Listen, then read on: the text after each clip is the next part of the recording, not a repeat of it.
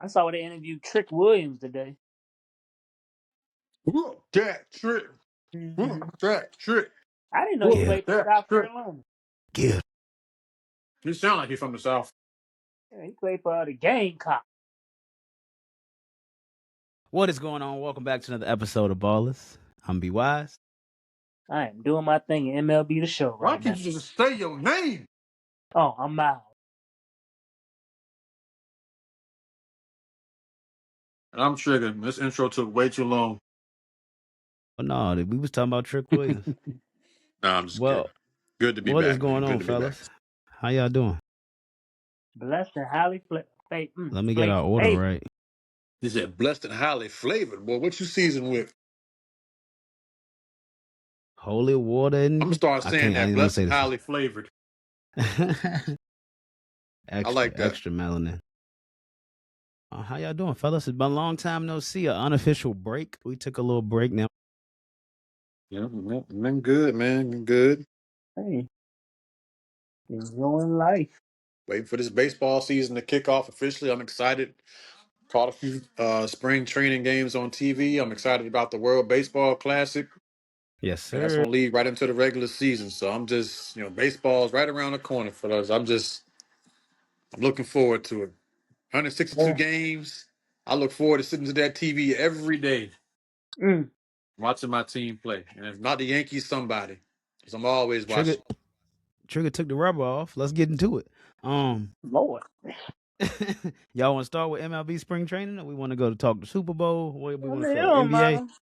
I mean, you We can know. cover the Super Bowl since that happened first.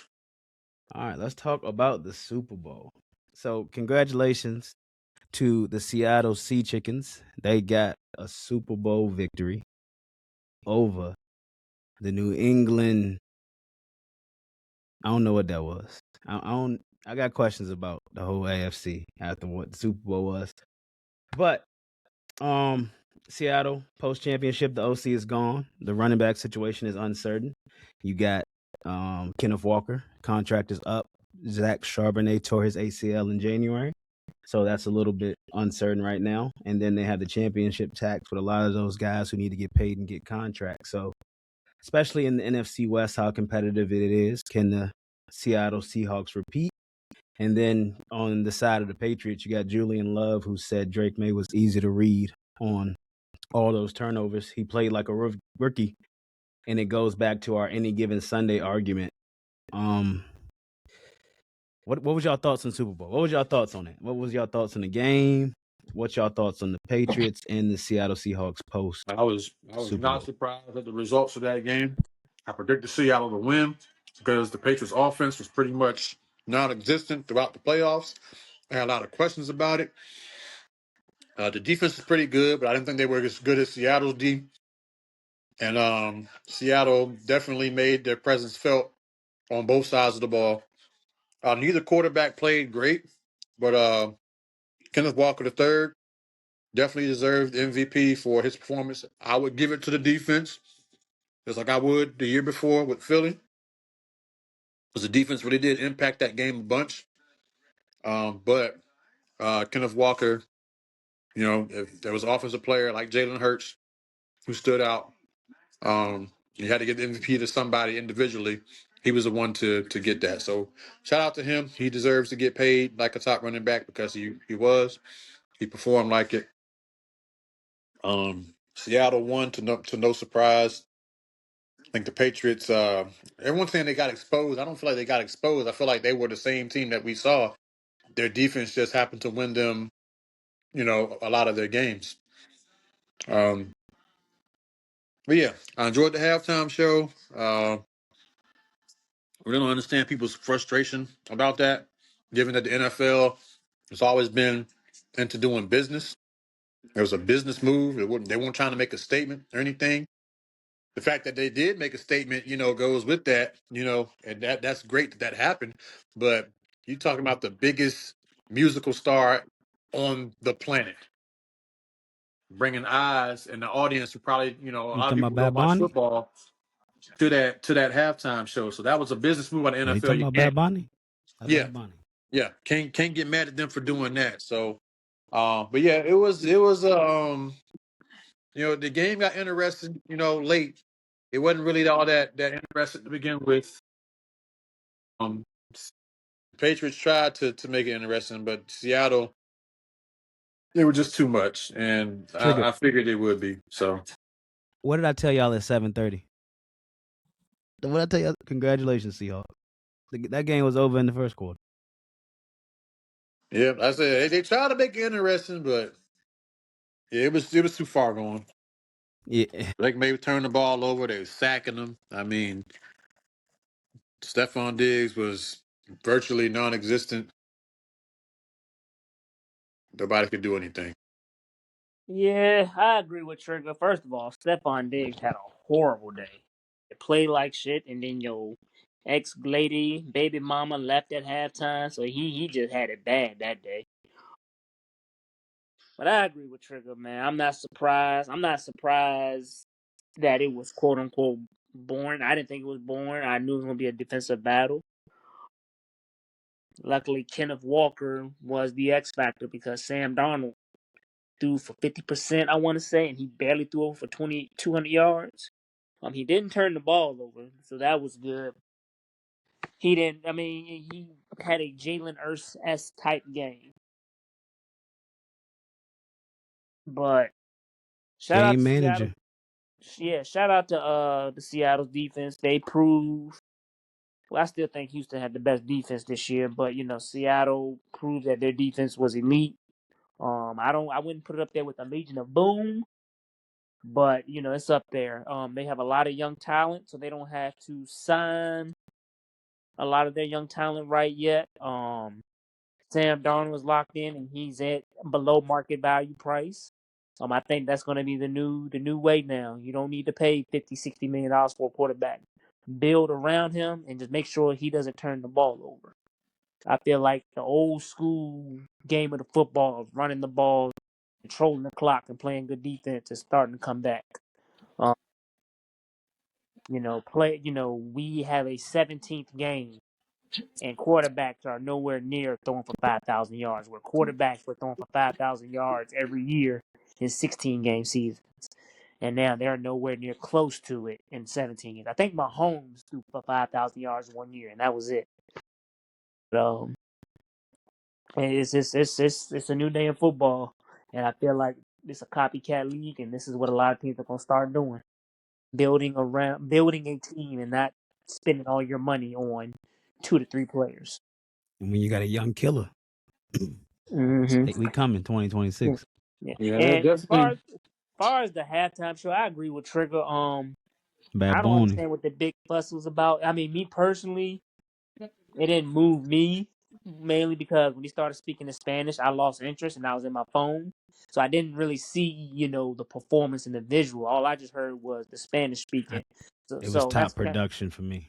Top yeah, vision so production Super Bowl for me.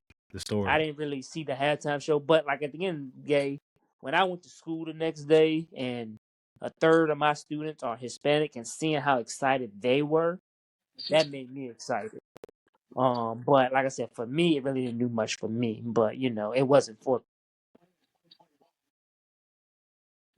But Like I said, it was a business decision for the NFL. They were the hottest star in the world. Like, yeah, lot more eyes on the product. That's all they were trying to do, really.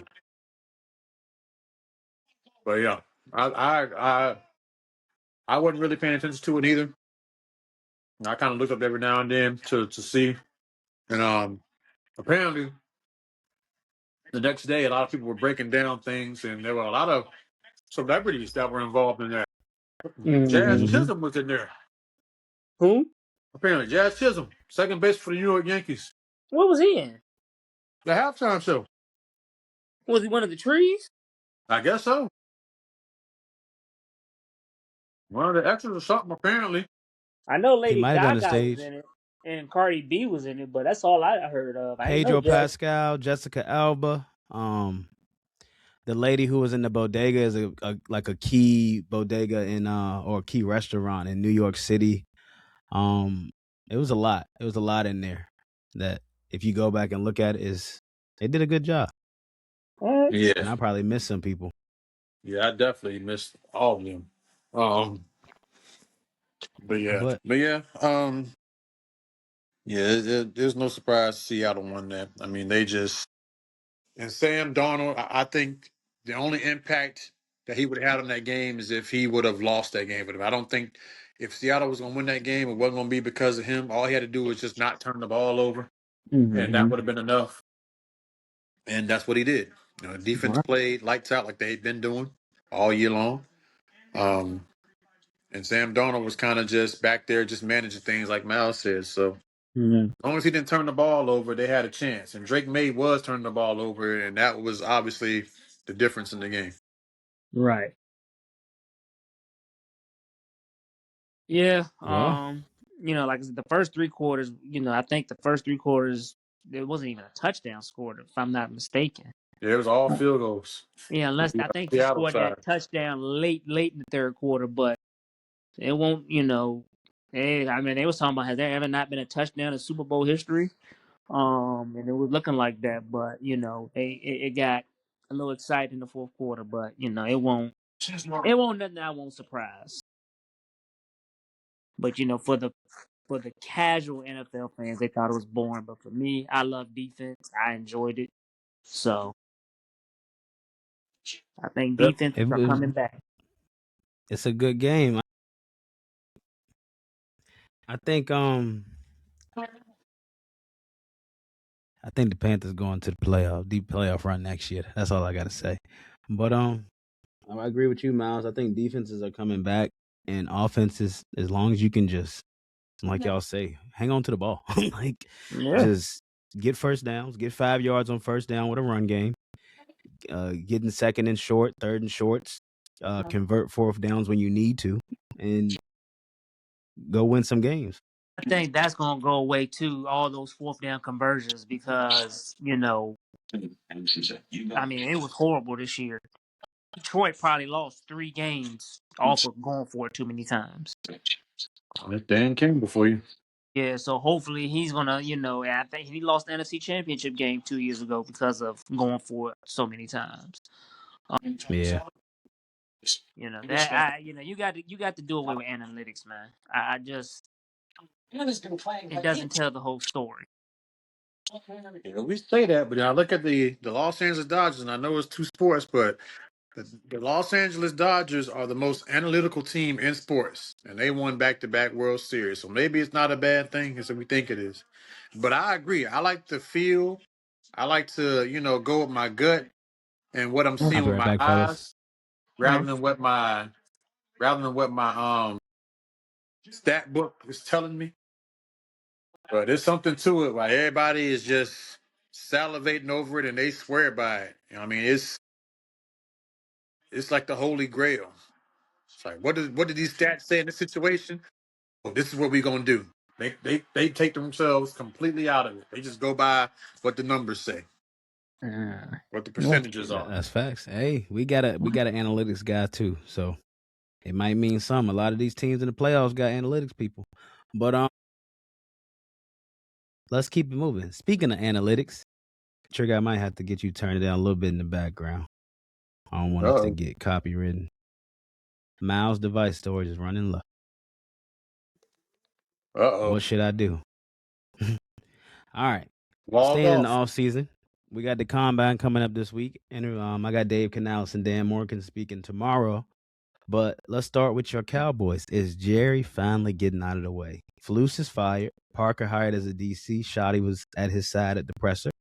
Javonte Williams re-signed a 3-year, $24 million contract, $16 million guaranteed. A smart, cap-friendly deal with no drama. Pickens talk schedule. I know they said that they're about to franchise tag him. What, next week or is that this week? I don't know which one it was. It'll be before this. I think this week coming up. They said it's got And to be we because talked the deadlines at the end of the week or this week coming up. okay. Next I week or know it's Monday. coming I up. think Monday's a deadline. So we're looking. Do you pay your wide receiver $30 million? Trigger had a take in the chat. A breath of fresh air. Finally operating like a normal franchise. Miles said, "Is this how low we've become? That we celebrate basic competence? Defense is the new wave, like we just said, and y'all said NFL's a copycat league. Look at the Final Four. Do y'all feel Jerry Jones is finally getting out of the way? And with the 2 first-round picks that the Cowboys have, and the free agent class, and the free agents that, like you said from the presser, Trigger, that were linked to coming to the Cowboys, do you think Dallas is? I think if Dallas had one of those defenses in the Super Bowl or the Final Four, y'all win hands down. Like it's not even close. Yeah, that would have been So nice. And I'm not saying that we're going to be that next year, even if we do, hit everything that we need to hit in terms of personnel and getting that defense straight, at least on paper. It's still going to take some time for them to get comfortable and gel and, become a cohesive unit. But I love what Dallas has done so far in free agency with the coaching hire, with the defensive coordinator, the staff that he's brought in, the moves that they have been making quietly, a la the Javonte Williams deal. It's been encouraging. And I know Miles is like, this is sad because we're very, very low to be celebrating basic, you know, moves that every team makes. But, it's not basic when it comes to Dallas because we ain't made these moves in forever. So it's nice to see and it deserves to be celebrated because finally it seems like they are trying to operate like a normal franchise. And if they just operate like a normal franchise, then maybe we'll have a chance at actually being good and having the right people out there. As far as Jerry got out of the way, I don't think he will ever fully, truly be out the way. Um, he is still working behind the scenes. I'll be right back. Jerry did sit in on all the interviews with all the DCs or potential DCs that they interviewed in the interview process before they finally decided on Christian Parker. So Jerry has been involved. He's been active, according to Brian Schottenheimer. He's been there. He just hasn't been outspoken or hasn't given any interviews or said anything crazy like we normally see him do around this time of year to try to draw attention to the Cowboys. It's been nice. It's been refreshing. I like where we're at. There's a lot of excitement because we know how bad the defense was last season, and we literally can't make a wrong choice because we need bodies everywhere on the defensive side of the ball. We need linebackers, we need defensive linemen, we need secondary, cornerbacks, DBs, safeties, whatever. We need all of it, edge rusher. So whatever choice they make in the draft, if it's a defensive choice with both of those picks, assuming that they use both picks and they don't use them to do anything else, um, then they can't really go wrong with the picks they get. I just hope they get the guys that they want, the guys that can come in and make an impact right away. And like I said, it'll take some time, but hopefully Christian Parker can teach them up, get them straight, and the defense will start to gel, become a cohesive unit, and then they can go out and hopefully put something together where they'll be a lot better than they were previously. Um, I mean, y'all know how I feel about the Cowboys. You know, yeah, they are probably doing stuff different ways, but to me, I just think it's mediocrity that we are giving them high praise for, like Trigger said, doing what they're supposed to do. Um, I'm not gonna say nothing yet because I'm gonna wait till I won't even wait till football season. I'm gonna wait till after Thanksgiving. That's where it all comes down to with the Dallas Cowboys. Their defense wasn't bad last year. They were horrendous. They couldn't stop a newborn baby from getting his ass popped.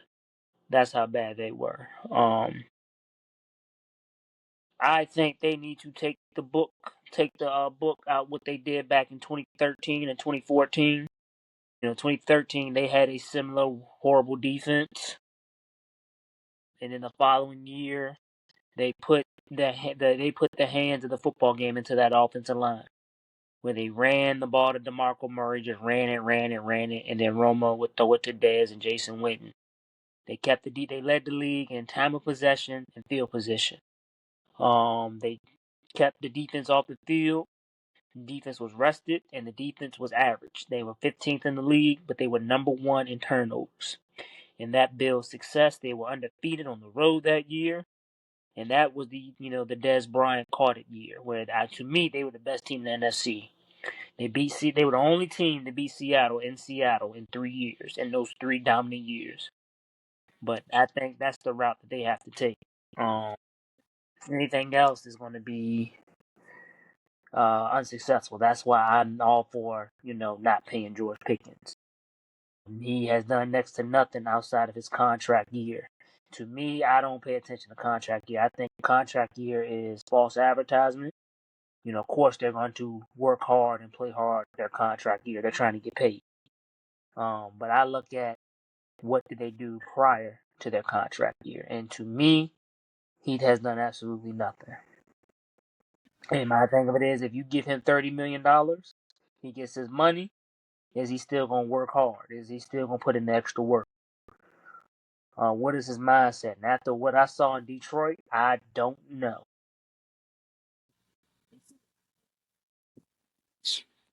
Yeah, we also need to realize too that maybe Pickens' numbers aren't as great if CeeDee Lamb doesn't miss those games either, because he went off during that stretch where CeeDee Lamb was out. That's where he really kind of came to, and the world got to kind of see him operate in a wide receiver one role. Mm-hmm. Um, but yeah, but like I say, I would love for the Cowboys to keep him. I think that they can move some stuff around, restructure some contracts to make it happen. I know we see Cincinnati and their 30 million plus year receivers, how that's going. I think the Cowboys in Cincinnati are a little different in terms of how the team is structured. But I think that if Pickens can get at least 30 million, because I don't think, the money is what bothers him. Obviously, the franchise tag is the security. Obviously, a guy gets hurt and then none of that money, you got no guaranteed dollars, that could be very, very ugly. That could end very ugly. So, like, they want to keep him, obviously. The franchise tag ain't the end all be all. They still have time to work a deal. Even after slapping the tag on them, they got until the summertime to do it. And hopefully they do find a way to get it done. And there's no drama going into the preseason so that we don't have repeats of what we had with Ezekiel Elliott and Dak and CD sitting out games and stuff, or potentially missing training camp because of the contract dispute and then being out of sync on week 1, week 2, and it's taking them, 4 or 5 games to finally get back to being himself. Um, the one thing that scares me about not having George Pickens, if they decide it's not doable, is that Ryan Flanoy, the wide receiver 3, he looked real good this season, and it's kind of like one of those deals last. He kind of got better as the season went on, and we Mm-hmm. kind of saw how his talents, kind of saw why the Cowboys, coveted this guy. Like, oh, okay, he can actually play, he can actually ball out. Well, here's my thing: if we get rid of Pickens, you got CeeDee Lamb and Flanoy gets elevated into that number 2 spot. Will he be able to repeat the same performance? Because in those times that he was successful, he wasn't getting the best coverage. He wasn't being guarded by the other team's best corner or the best safety or whoever. He was obviously reaping the benefits off of, CeeDee Lamb or Pickens or whoever it was ahead of him getting double teamed. So how is he going to thrive in a wide receiver 2 role? Also, the mindset. There's no pressure coming in playing behind George Pickens and CeeDee Lamb. But when you get elevated, because one of those guys are out, how do you respond on a consistent basis? So that'll be the only question mark I have about Flanoy. If Pickens is not a Cowboy after this offseason, um, I would think Dallas would look for another receiver. It's like, do you draft one and then, elevate him if Pickens doesn't work out? Or do you wait till late in the game and hope somebody's available and you sign somebody late to training camp or something? I don't know. But if we go into the season with CeeDee Lamb and Ryan Flanoy as our number 1 and number 2, I'll be okay with that. Because, like I said, we got a good offensive line. We got a run game. Dak is going to find CeeDee Lamb. He's going to throw the ball to him. Flanoy is going to make some catches. And Jake Ferguson's still there. So we still got a pretty decent core. Like, it's not like we're losing, a huge, big-time impact player. Would it be nice to have him? Yes, because he complicates things for other opposing defenses. Like you got to account for him. They stressed him out. We got a deep threat, and that's what he does. Gets down the field, gets behind guys, takes the top off of defenses. So we would miss having that, but I think Dallas could work around it and still be effective. It's like one of those things. Like I would like to have it because it's there, but if we don't, I think we'll still be okay. But he makes us better. Like he does make us better with him on the field.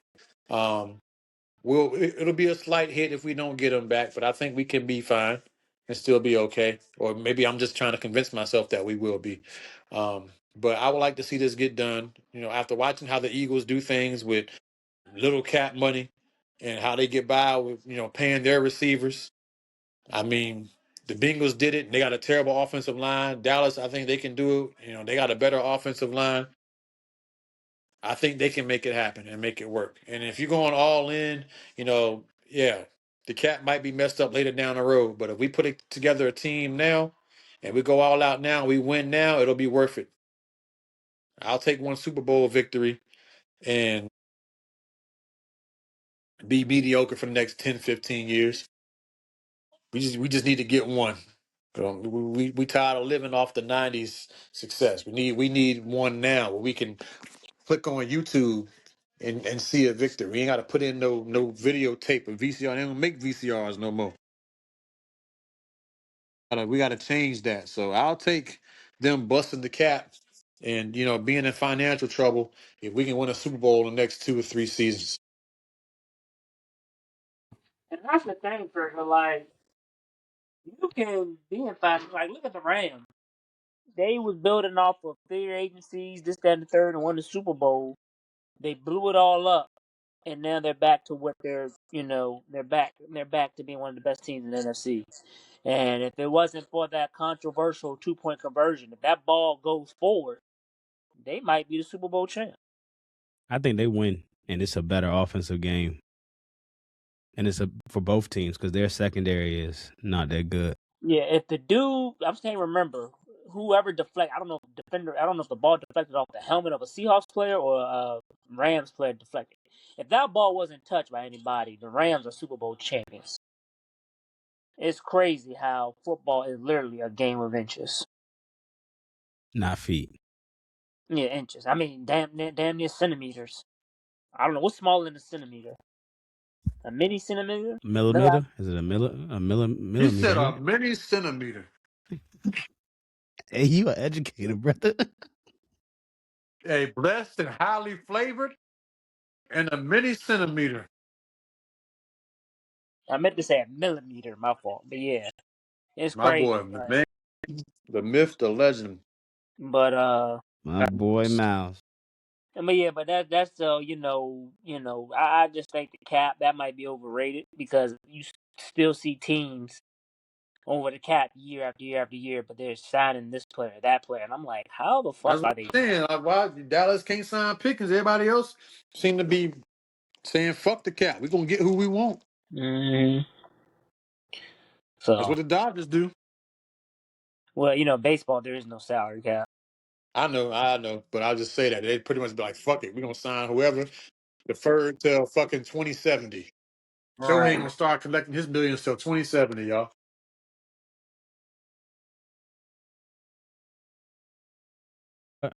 All right.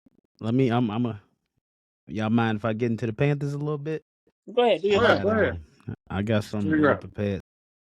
Like we've been talking all night, Sam Darnold proved what a competent team plus coaching can do for a quarterback.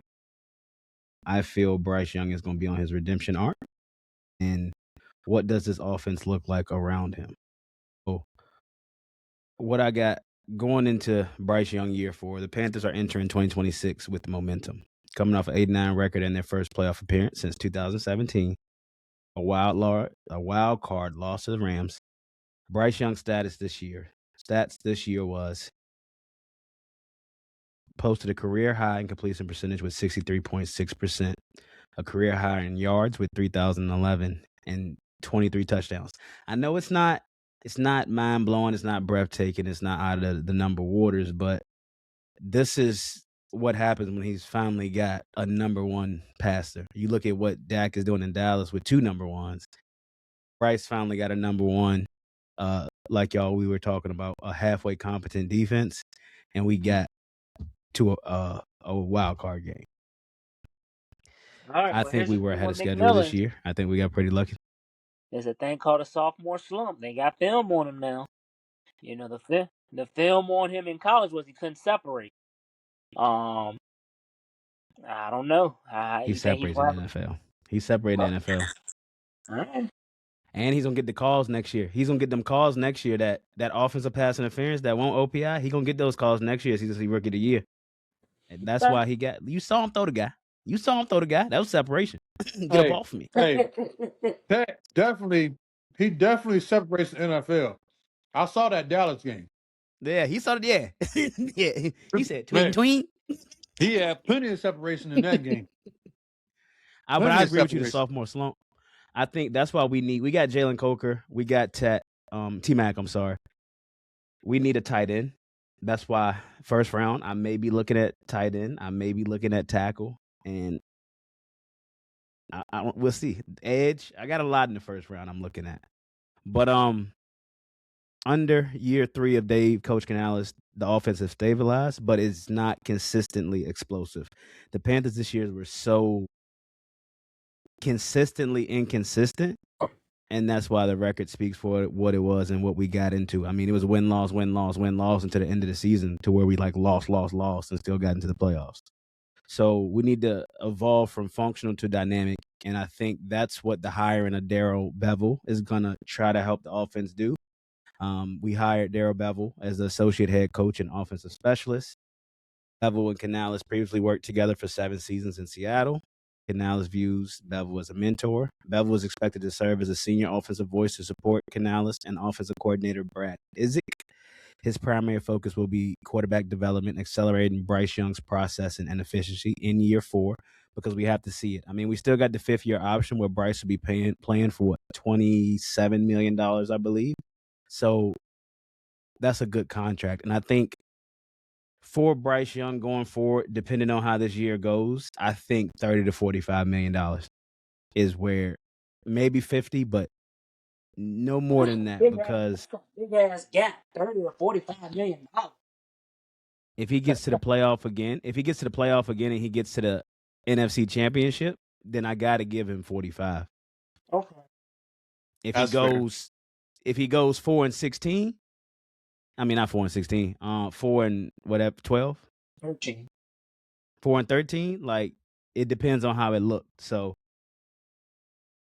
I like the idea of building the team, because now if we do build the team like we're doing now, it's plug and play with a competent quarterback. So that's why you're going to see the secondary markets for a Malik Willis, a Mac Jones, a Trey Lance, maybe this offseason, that blows up for some of these QB needy teams who think, hey, we got a team around us, i.e. Cleveland.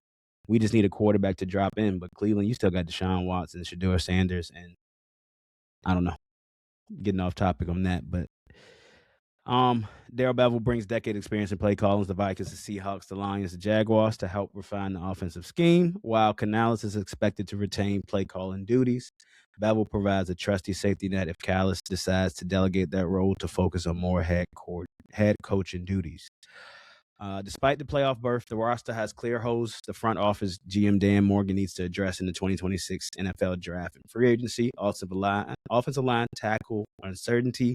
The biggest offensive concern is the future of the tackle position. This uncertainty surrounding Ike Ekwonu entering the final year of his rookie deal, unless the 5th-year option is picked up, which we did pick it up, and the potential free agent departures. We got Brady Christensen, Josh Nyman, Austin Corbett. We got a lot of that O-line depth leaving this offseason, so we need to figure out how we can keep that, especially with Icky likely going to be out until the middle of the year.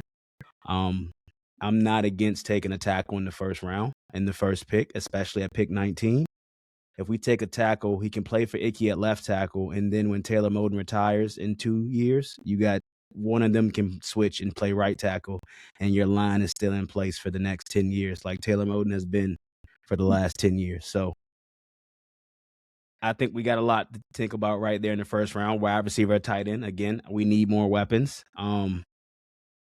Xavier Leggett, I need him to go down there with Ocho, and if he gets it together, I like this offense. We got 3 wide receivers with Jimmy Horn. That's number 4. I think maybe a Makai Lemon or Kenyon Sadiq in the first round. Darnell Tate. I mean, I don't know. I like offense, but we do need defense. We need a pass rush. We were 31 in pressure rate in 2025. We couldn't get to the quarterback. We missed those one-off plays to where you can get off the drive 3rd and 24 and we not getting off the field. 3rd and 9, we're not getting off the field because we have no pass rush. And it Luckily, we showed have a on good that last secondary. drive. It showed on that last drive of that playoff game. That's how we beat the Rams in Carolina. Was Derek Brown got through the line like an Aaron Donald type play and got a strict sack, and that's how we won that game. I mean, Nick Gordon, I like him. DJ Wanham, he's solid, but he doesn't get any sacks. Hopefully, we get an edge rusher in free agency, and we can get like what's the boy from Auburn or Sonny Styles. I don't think he's gonna be there at 19. I think Sonny Styles may go to Dallas. I like Sonny Styles in Dallas, but we'll see. I've We'll seen see. So Sonny that's all Styles I got, fellas. name mentioned with the Cowboys and a bunch of mock drafts. So I like the pick too. I didn't see a whole lot of things or production that really blew me away personally after looking up the stats and stuff. But you know, that doesn't necessarily mean that it won't be the same way in the NFL.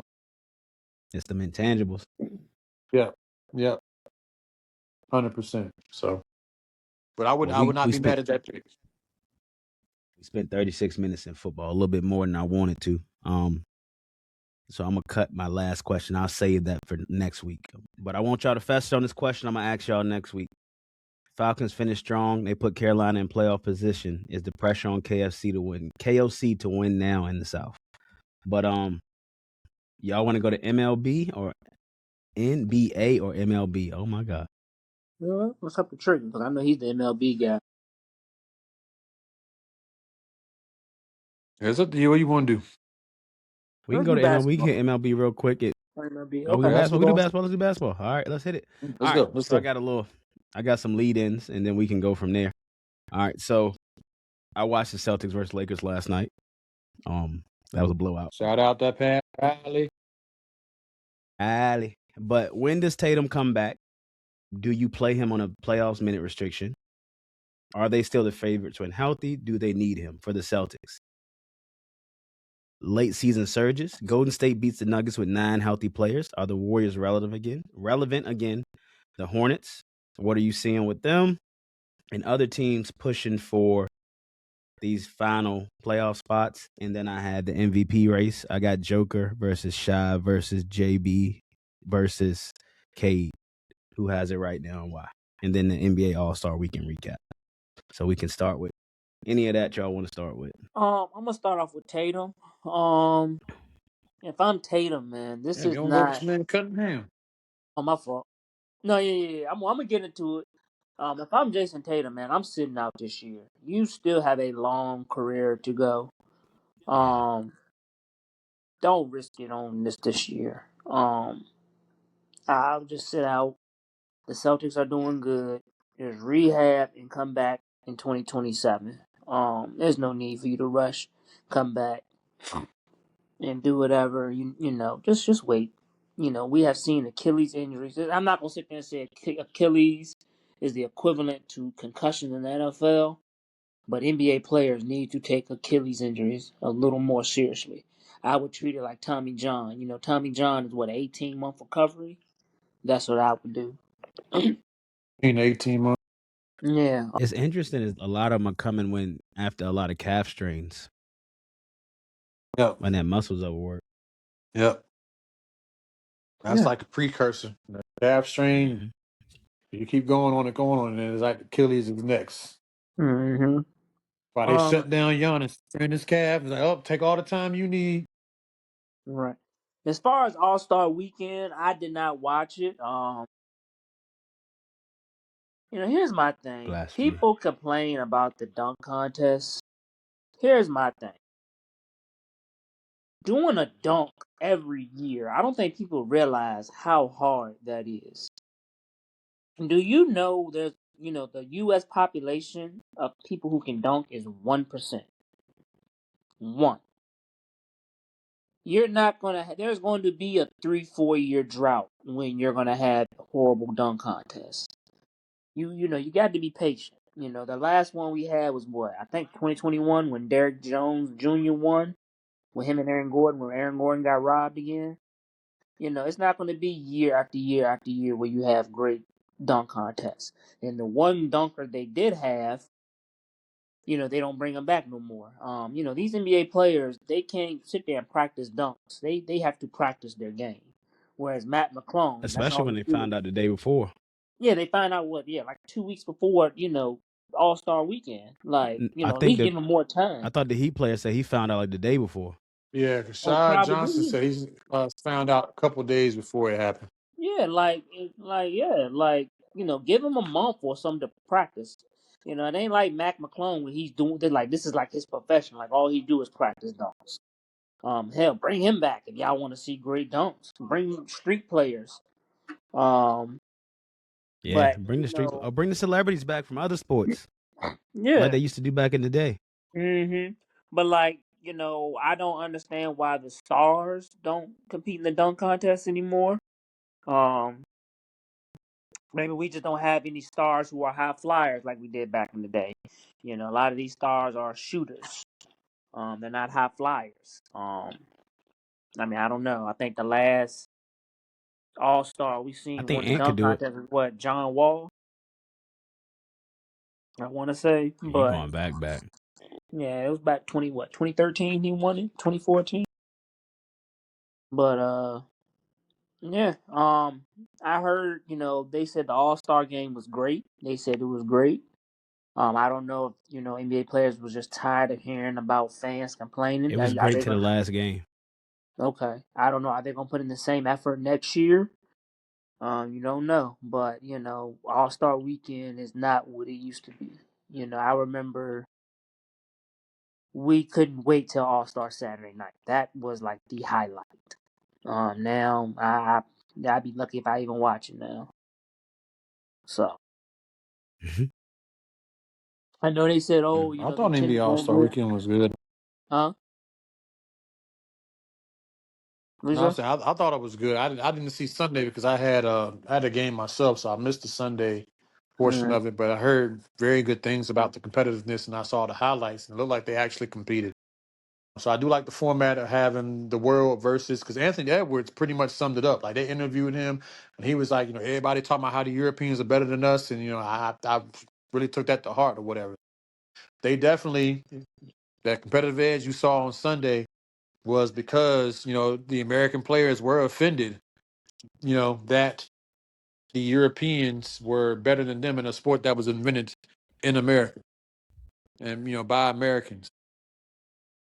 Anthony Edwards took it personal, and he went out there and he showed it. So good on him.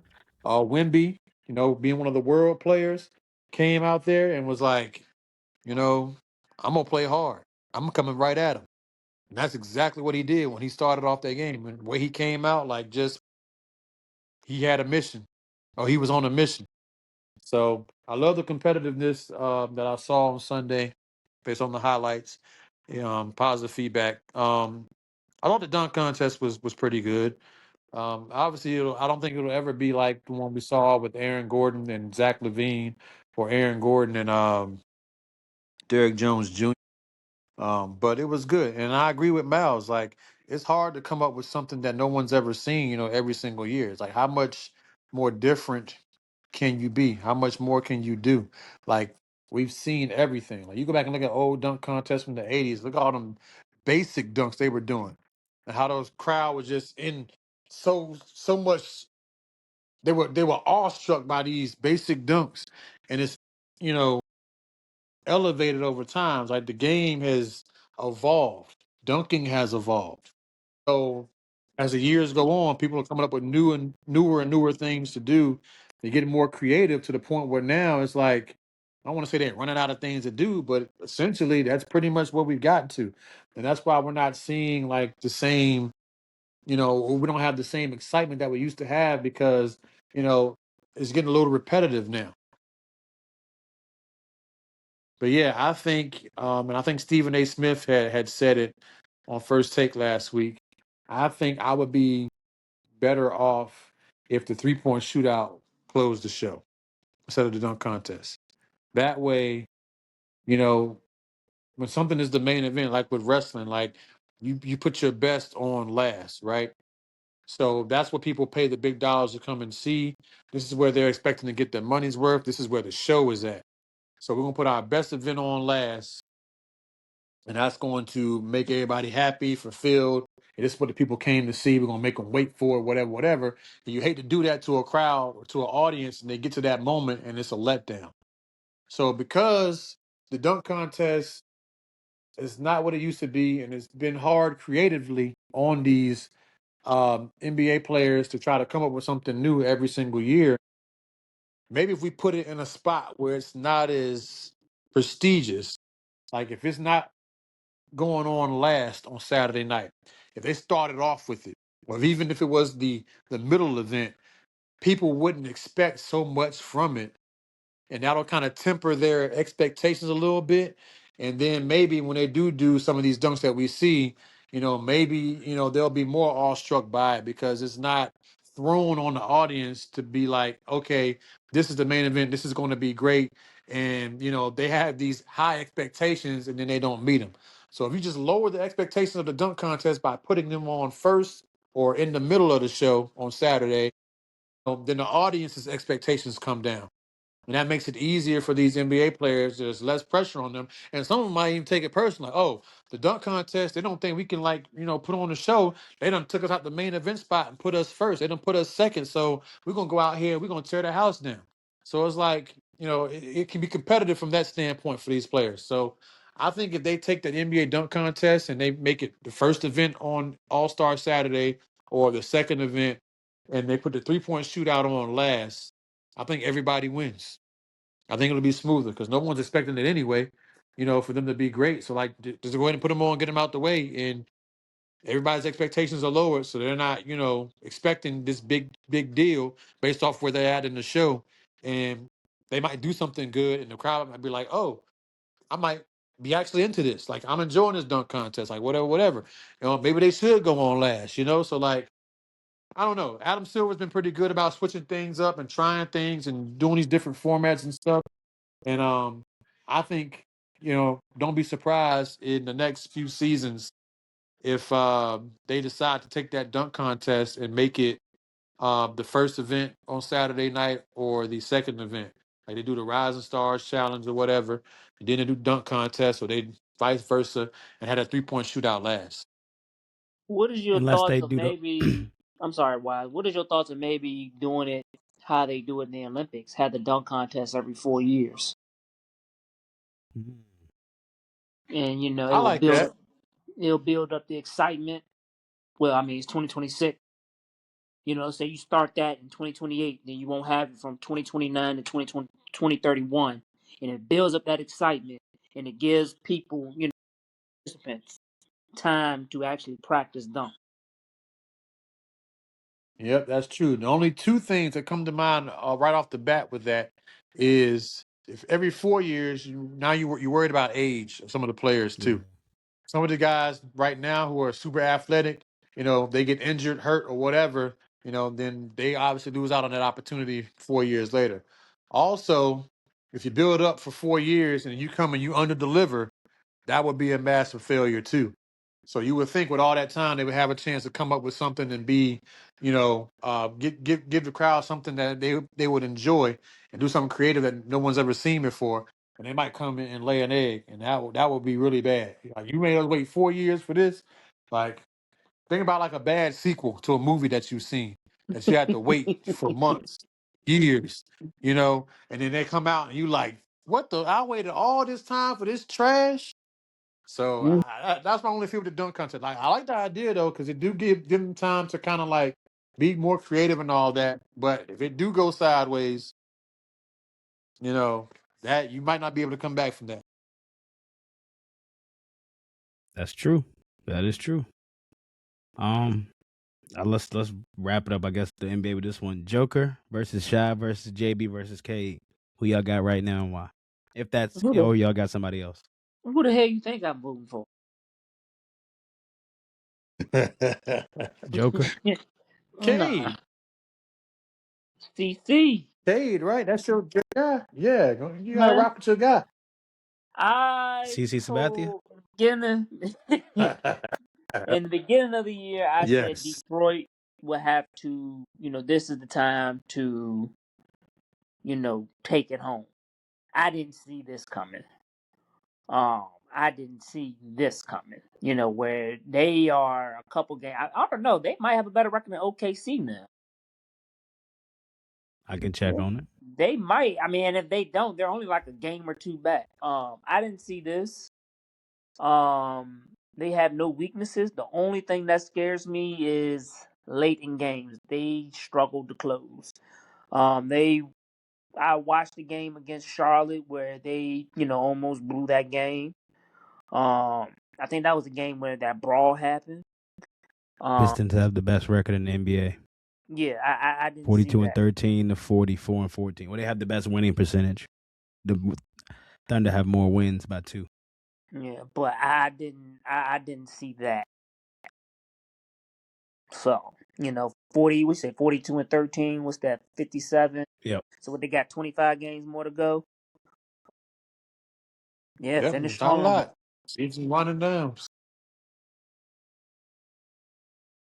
Yeah, so I'm gonna go with Cade, man. I'm gonna go with Cade. I mean, I think the voters are getting Joker fatigue. He's already won what, 3 of them. He could probably win Yeah, it if you every got the year. best numbers, give him another one. Hey, but he was out there coaching yesterday. Even Give though it they to the lost, he best was out player. there coaching yesterday. Joker Yeah, was like, but there, I think they're getting fatigued. I mean, I just think, yeah, I agree, but he's already won 3. You can't. They don't want to give it to him year after year after year.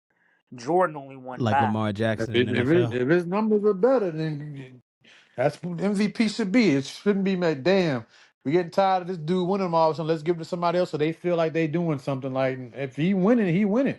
Like if I he got think the best numbers, he got the best numbers. Like I think it's that's between my JB that's and my Cade Jalen Brown. yeah. for the I'm reason. Yeah, Jalen Brown. All right, why you say Jalen Brown? Jason Tatum been hurt all year. You don't have Kristaps Porzingis, and you number 2 in the East. So you like the? I mean, it's a yeah. better story. Yeah, legitimate Yeah, argument can be made for Jalen Brown. Absolutely. I would not be mad if he won. Excuse me. I think by him doing, I think you got to trade one of them. Well, and that's I was thinking the same thing. 'Cause I know what I said, but then I'm sitting there thinking, shit. If I'm Jason Tatum, I need to get back on the court now.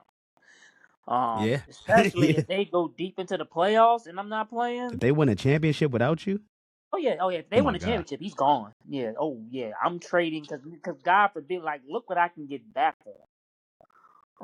he coming to Even Miami. coming off of Miami give you 4 first ACL, round picks. Yeah. Like, even there's no coming need off, to. There's no need to paying 2 players $300 million if we're winning championships with one, and we can trade this player and get like a lot of assets back. So I Assets recant what I said. Yeah, he and a yeah, might if be I'm stacked gone. draft Miami and I too. had to pick between Young and Tatum, I would want Tatum. Oh yeah, he's younger. Um, you know, he's a better And he shooter, can better shoot. free throw. Yeah, but yeah, Yeah, better shoot. Way I'm gonna better. recant my statement. If I'm Jason Tatum, I need to get back on the court now. Um, No, Jason, stay out, and you can come back next year and win your championship with Bam. all right, but then is Jason Tatum under contract though? Yeah, that's fine. We'll trade all that, man. We got cap space. We've been preparing for free agency for the last All 10 years. right, but what are you gonna give to Boston? Yeah, and we're gonna We've been continue. preparing for the last 10 years. And we gonna continue to. That's Miami's plan right there. Is a hope that a star player like a Jason Tatum wants away from his current team, wants to be traded. That's their only bet at getting a superstar. That's what they rely on. Superstar. We're gonna wait for Giannis to want out. How you know he gonna want out? And then he don't even know if he want out. Well, let's not get into Giannis, but it's 9:07. Oh man, let's get into MLB, and I guess we can save the minimum. Y'all want to talk on the life topic, or we can save it for next time. All right, All that's right, cool with me. Cool with me. we got it. We just lead it off on the next episode. So as far as baseball goes, not a whole lot. Obviously, we already know we're in spring training right now. The Yankees are 4 games in. Um, I did see a nice outing from Luis Hill yesterday when we played against the New York Mets. Now, granted, I know they didn't play all their starters, but he did have a nice showing. He gave up 1 run, a home run, solo home run, but he had 4 strikeouts in 2 innings, and he looked really good on the mound. Fastball had a lot of life on it. I think he said he added like an extra 1.3 miles to it, which made a huge difference. Hitters will have a hard time catching up to it. So if he can carry that over into the season and we get, rookie of the year, Luis Hill, in the rotation, the Yankees will have a pretty good chance at having a great pitching staff this year. And we can definitely be able to tread water until Garrett Cole and Carlos Rodon get back. Um, in May and June. So, well, actually, Rodon might be back at the end of April.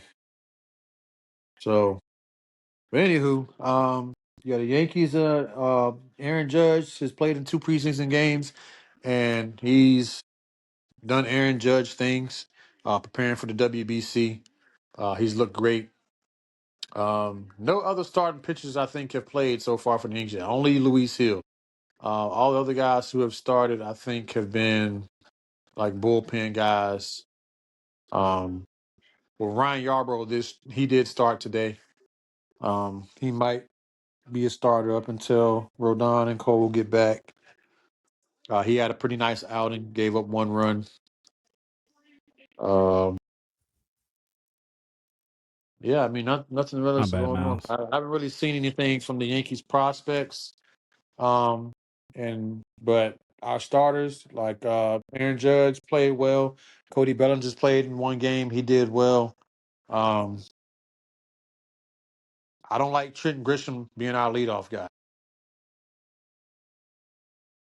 And Jazz Chisholm is Jazz. He up and down still. He's trying to be the first or the second 50-50 player after Shohei. I like the way he dreams, and I love his confidence, but you got to have better plate discipline. And he has all the tools and the makings to be a leadoff hitter, but he strikes out way too much. He doesn't get on base nearly enough, but he has a nice swing. And if he had more plate discipline and he concentrated on just putting the ball in play rather than try to swing for the fences every time he hits, he could be a great leadoff hitter. Because he's speedy, he steals bases, he can get in scoring position.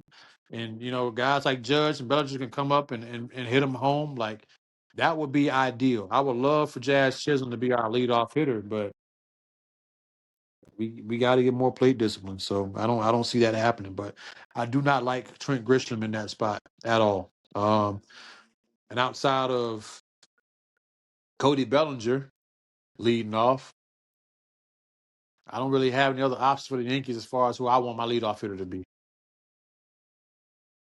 I don't know why Cody Bellinger couldn't lead off, but I guess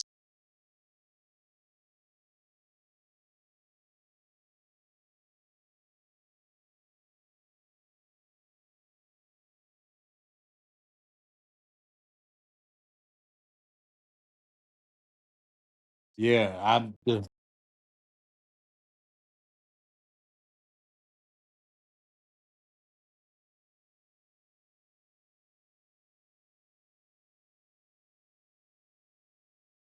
yeah,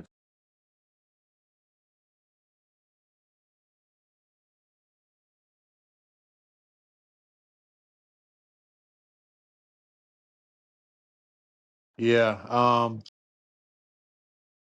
I think it's gonna be the same old Jazz because, like I said, he made a comment uh, days ago saying that he wanted to be the second 50-50 player. 50 home runs and 50 stolen bases. Yeah, that's what I'm saying. So like that tells you what his mindset is. I'm getting up to the plate and I'm trying to swing for the fences every time because I'm trying to get 50 home runs and get 50 steals. But if he got that mindset, then of course I don't think he's going to be trying to just get on base.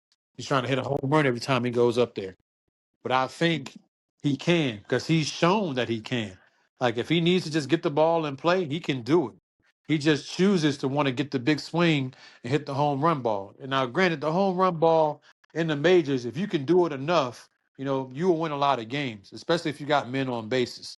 And the Yankees led the league by a mile in home runs last season.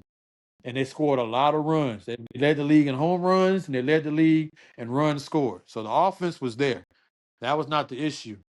Um, but with Jazz specifically, yes, I feel like he's the type of player that needs to just worry about being a contact hitter. Just put the ball in play and get on base. And you can make things happen. You got guys who can hit home runs. You got Judge, you got Stanton that'll put the ball in the seats. And it means a lot more when there's guys on base. And if he can get on base, Bellinger consistently gets on base. Between the two of them, if they can get on base and be at the top of the order in the lineup, and you got guys like Judge and Stanton coming in to hit behind you, the Yankees will put a lot of pressure on teams early in games, and they'll win a lot of games because of that. But again, Jazz don't have that approach. He's trying to do things outside of what I think he should be doing, and because of that mindset, we're gonna see a lot more strikeouts. Same old Jazz. When he gets on base, hopefully he gets on base. He can steal the base, get in the scoring position, and somebody can hit him home. But I feel like every game we play, Jazz should get on base at least twice. Whether he's drawing a walk, he gets a hit, something. He should be on the base paths at least twice a game, and he should be trying to steal base every single time. Like I think he can get 50 steals easy. Like he got the 30, and he had a month. It was like a month and a half during the season where he didn't even attempt to steal a base. So he got to 30 and took a month and a half off from stealing bases. Imagine what his numbers would have been stealing bases. Definitely 40 plus, I would think. So he has it well within him to get to 50. But if that on base percentage gets better and he actually takes the time to try to work the count, to draw walks, to take his pitches and hit them and get them in play to get on base, he will put himself in position to get a lot more steals. But again, that's just my opinion. That's what I think he should do. But he gonna do what he wants, and then we'll be stuck with Grisham as the leadoff, and then just hope that he can get on base because Grisham didn't have a great on. Well, he had a decent on base percentage, but he was very hot or cold, hit or miss. Like I didn't get the same feeling about Grisham that I do about Stephen Kwan from Cleveland or Luis Reyes, who's now with the San Francisco Giants, played with the Padres last year. Those guys, they gonna get on base. They gonna get hits. They are contact hitters. Bo Bichette, pretty much everybody in the damn Blue Jays lineup is gonna get on base.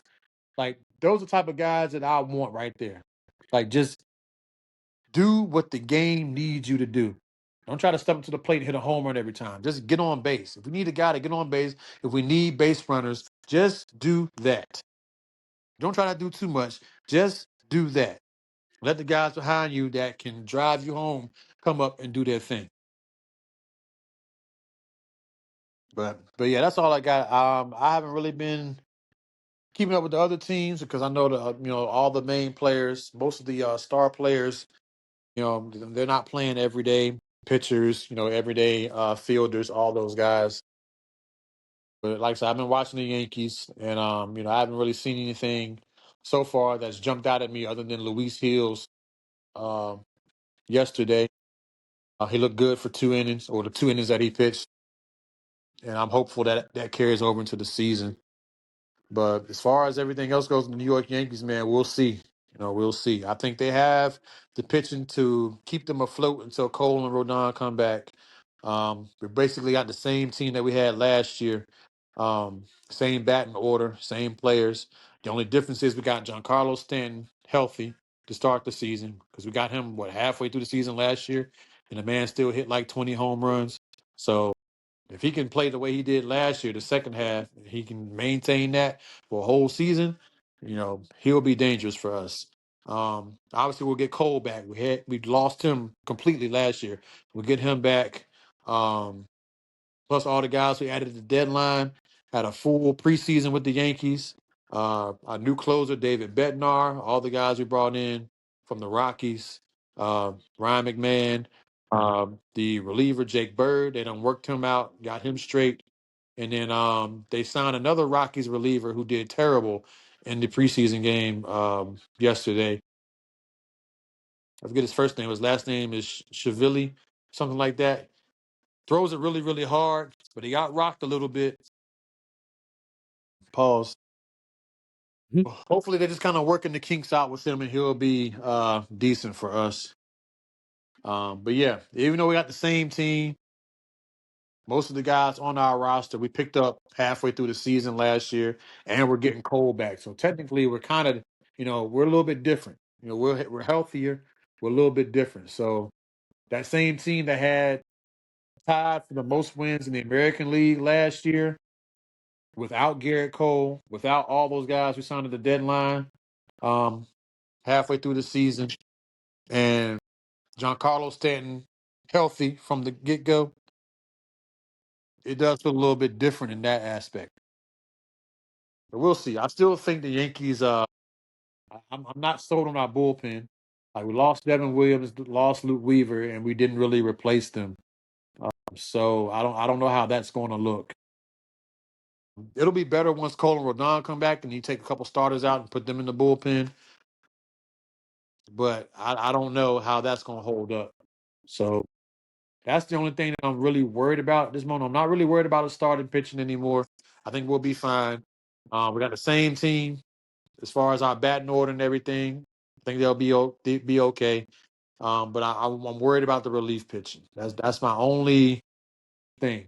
They haven't made any moves really to address that, other than they signed a dude from the Rockies who didn't play all that good yesterday. So, yeah, we'll see.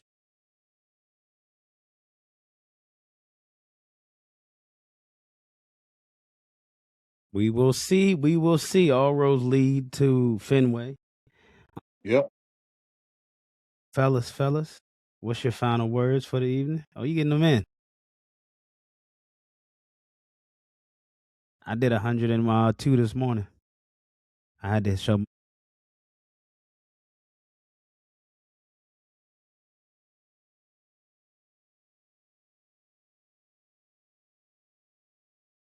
Yes, please, please. Take care of your chicken. Take care of your chicken. Rest in peace, Rondale Moore, man. Sad Yeah, situation. Marshawn kneeling, and then not long after that, got him. You know, not the same circumstances, but the same in terms of how it happened. Um, yeah, black men especially, man. We got to talk to each other, check on each other.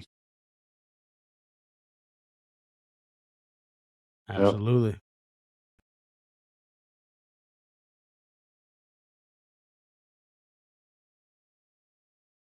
Yeah, but we got to take time for ourselves. It's necessary, man. Get overwhelmed, get wrapped up in stuff, and you forget to take care of your mind, take care of your mentals and your emotions and all that other stuff, man. And yeah, I can only imagine what those families have gone through. But it's never good to see that happen to such a young talent. Both guys, very very young men, haven't even scratched the surface on life yet. To end the way it ended, but you really feel for them and their families. Absolutely. Well, fellas, I don't got nothing much, but hey, for real, take care of yourself. If you're not okay, you can't be okay for nobody else. You got to have a foundation in order to build everything else on. And shout out to people in the combine this week. It's a big week. Well, I don't know. A lot of people ain't going no more, so yeah. Our boy Rim gonna be there running routes for the 10th year in a row. He run. Well, we will see. We're gonna get a couple 40s out of it. Some people gonna make some money. Some people gonna lose some money. And shout out to all the backdoor deals being done in Indianapolis right now. I'm B Wise. And I'm triggering. And one more thing I want to add, my closing thought. WWE, if you're Oh yeah, listening, that's right. please, please, please, please bring back entrance videos. I'm tired of seeing these little graphics and stuff. Like the entrance videos tell stories too. Like they get you invested in the characters too. They're an extension of the character, the wrestler, whatever you want to call it. Like I really, really do miss entrance videos, video packages, and all that stuff. So like, We need to get please Trigger on the bring team. back WWE superstar entrance videos. Please. I've been begging for years. Have you wrote a letter? No, I'm about to. You gotta write a letter these days. You gotta write a letter. Just gonna show up there. Don't do that. Local man. But all right, fellas. Let me get out here because this girl gotta go to sleep. Peace, peace, peace, peace. Peace, Love fellas. y'all. Later, Love later. y'all. Love y'all.